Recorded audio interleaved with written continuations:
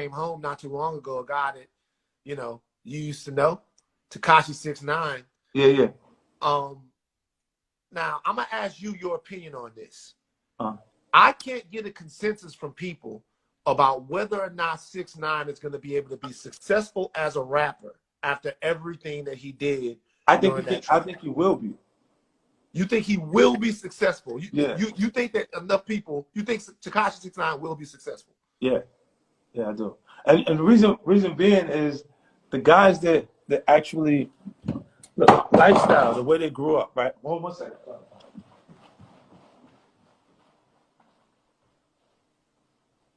I didn't expect him to say that. I gotta be honest with you. Like I had that question. Gotta make sure powder go. Oh, powerful. So look, the guys that have in the cities that they come from, the environments where they adjust to kind of the street codes, the street lifestyle, right? Yeah. So these guys, they're looking at it like, no, he snitched on everybody. Can't do it that. No, I ain't fucking. Right now, the actual consumers of hip hop music are in Middle America. They need somebody to drive them to the mall on the weekend to find something. They can't even get in trouble unless you fucking with a deer in the backyard. You know what I'm saying? And these are the people that our culture, hip hop, allows them to go on safari. They allow them to understand the slang, get next to the animals, and not be in danger, not hurt. Like to understand everything that's going on. Or we're gonna slide on them. So all of this different shit that you hear in the music 24/7. That's representation of a whole almost a foreign energy to them, you know. And those people would look at it and say, "You wanted me to do 40 years for guys that slept with my girlfriend and took my money and was going to hurt my mother." At that point, tell any kid that hasn't been exposed to the street that you're going to hurt his mother, that's with his girlfriend, and take his money, and he's going to say, fuck those people. I don't care. Yeah, whoever. And even when the tough, like what's the name, try to like respond, my oldest says something when Tekashi says something. Oh, your son? Yeah, he's not even supposed to be in those conversations because it's not like the reason people might not whoop on him is they think I'll do something if something happens to him, but he shouldn't even be talking like that. You know what I'm saying? Like, is there any chance at a reconciliation between you and your son? Because a lot of people from the outside, the boy looked just like you. That's they a lot of people from the outside think that situation is sad, man, that y'all can't come to something. It is sad. It's a sad situation, right? And when you pray for success, you don't necessarily pray for the things that come with it, right? And there's no such thing as success without jealousy, without envy, or entitlement. And entitlement is growing in someone you love, in the scariest part, right? And his mom developed an entitlement that cannot be met. Filtering that energy through his actual personal interests. Let's say now that he's starting to like females, he's conscious of what kind of shoes he want to wear. I need these Jordans, the retro Jordans is coming, different things. And then his mother go, all right, I'll get them for you, but it just bothers me because you're supposed to have them all. So while being a privileged child, he feels deprived. When you had everything I didn't have. I can tell you how much my kids cost in New York State, $1.360. You see what I'm saying? And I don't have an issue with paying the support fund. The reason why I'm the way I am with those kind of situations, I pay my support that year that the baby's born. Move the money to the account, let it, and it automatically disperses a certain amount of money per you know, each month.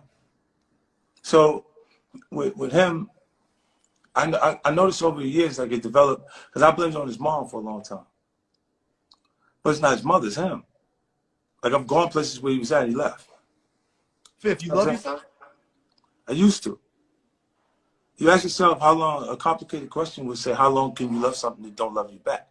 Mm.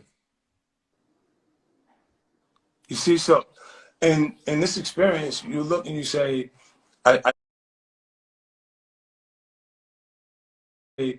I didn't think success would cost me my firstborn, but it's the situation. It's like my grandfather would say, it rattled like a snake.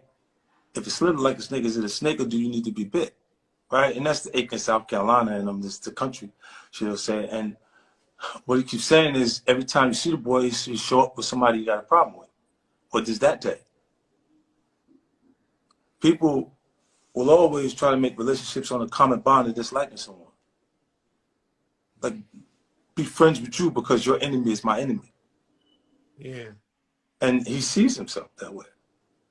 To the extent where he's actually taking pictures with Preem's son or doing different things that, and you go, well, I'm like, I don't even understand where your motivation comes from with these things, but.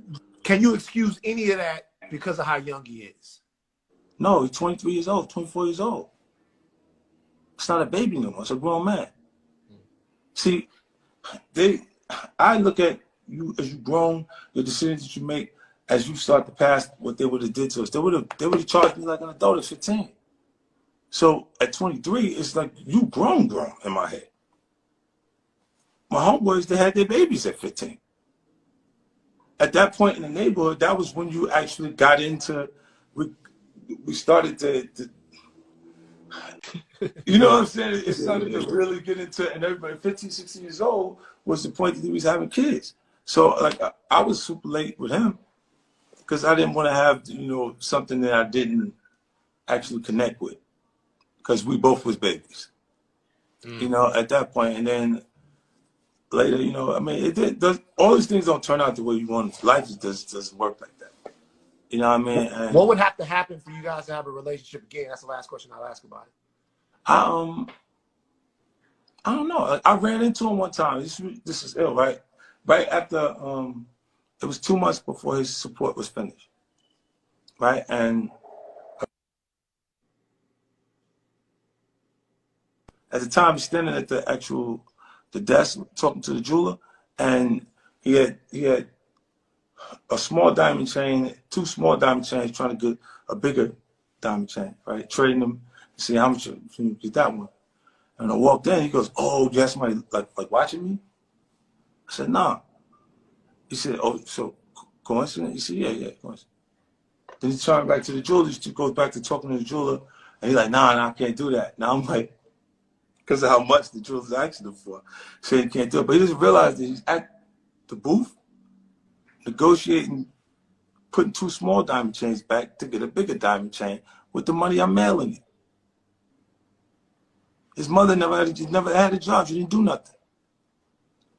I would have questioned whether I was wrong if she did something after the fact. She genuinely did not want to do nothing. This girl looked me in my face and told me, like, she was like, "You bought Mike Tyson's house?" I said, "Yeah." She said, "So why you ain't telling me this?" I said, "Because you ain't moving there." Well, I would have had to leave them in Mike Tyson's house. Like Mike left his old lady in him there when I got it. You see what I'm saying? So, because they would have said he's accustomed to this lifestyle and this is what he would have, it would have changed the whole scenario. So when I said, "Nah, you got to go, you going to get a place over here," I gave her the same money that I gave my grandmother to buy my grandmother's house, for her to pick out a house and buy her house. And you go there until you figure out what you want to do. You don't want to do nothing. You're not coming with me stand like that. She was like, "You did it already. Don't nobody work if they don't have to work. You already did it." Feeling like the records you already sold. If I was thinking like that, that's who I was.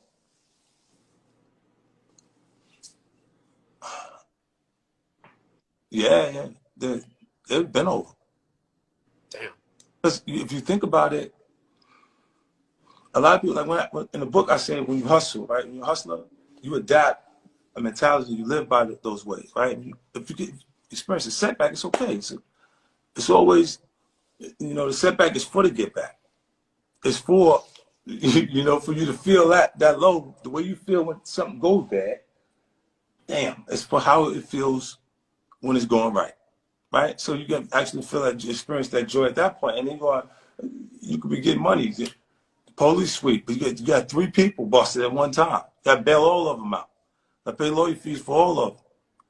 You got to have all of your money that you had in the bank that you felt was just yours and profits is now taken out of your profits and placed into the necessity of keeping you functioning. Right? And you bounce back from that. Like everybody get back, you get back. From there, like you look, what you say? The next meeting. Oh man, we didn't even talk about the book. So look, you said when you said, look, check it out, man. This is why it was cool to talk to you. You know what I'm saying? I didn't want to do this with just anybody. Like Ari, I did it with Ari Melbourne, and I do it with you, but I'm not going to just get on the thing with, I don't care who the public is. I'll feel you.